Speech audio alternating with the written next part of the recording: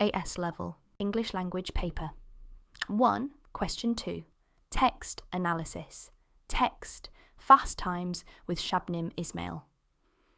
Hello and welcome. If you are feeling unsure about paper 1, question 2 in your AS level English language exam, do not worry. You are not alone and you are in the right place.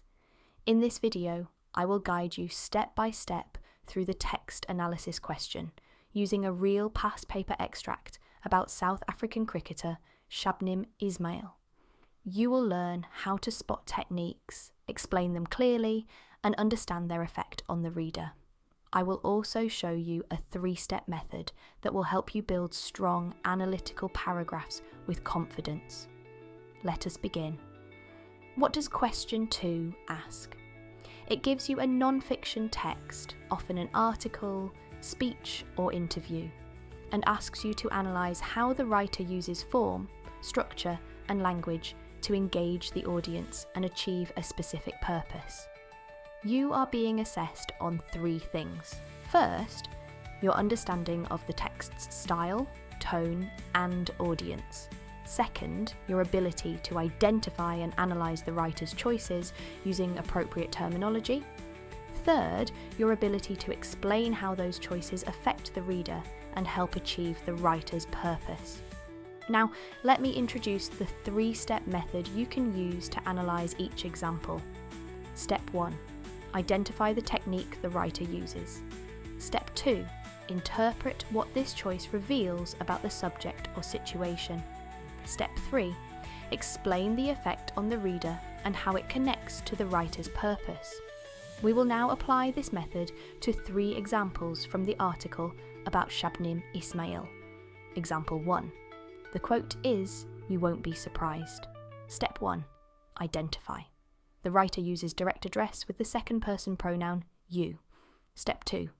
Interpret. This makes the reader feel personally involved. It creates a conversational tone and gives the impression that the writer and reader share a friendly understanding about Ismail's personality. Step 3. Explain. This technique draws the reader in.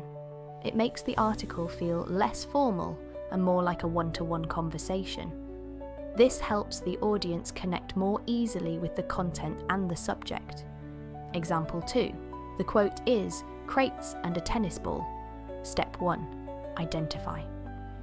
The writer uses listing and specific visual detail in the speaker's memory of how they improvised sports equipment. Step 2. Interpret. These details show the creativity and resourcefulness of the children in their community. They reveal how passion for sport existed even without professional tools or spaces. Step 3. Explain. This engages the reader by painting a vivid picture of Ismail's background. It adds emotional value to her story, showing that her success comes not from privilege, but from determination and imagination. Example 3. The quote is, "I don't like her because she is better than me." Step 1. Identify. This is an example of reported speech that reflects the attitudes of boys who played with Ismail. Step 2. Interpret. This reveals the gender-based resistance she faced. It shows that her talent was not only rare, but also challenged social expectations. Step 3. Explain. This line deepens the reader's admiration for her. It positions her as someone who overcame social barriers. It also helps the audience understand the broader theme of gender and resilience, which is one of the writer's key messages. Now that you understand how to analyse examples in detail, here is how to structure your answer. Begin with a short introduction. Mention the type of text, its purpose, tone, and audience. Then write 3 to 4 clear paragraphs using the 3-step method. In each paragraph, identify a technique, interpret its meaning, and explain the effect. You can finish with a brief conclusion that summarises how the language presents Shabnim Ismail as determined, inspiring, and relatable. Here are some common mistakes to avoid. Do not summarise the story. Focus on analysing how it is told. Avoid long quotes. Use short and focused extracts. Do not list techniques without explaining their effect. Avoid vague comments like "this is good" or "this sounds nice." Be precise and specific. Here are some final tips. Use the 3-step method every time you analyse a quotation. Practice with real past paper texts. Focus on quality, not quantity. 3 strong paragraphs are better than 5 weak ones.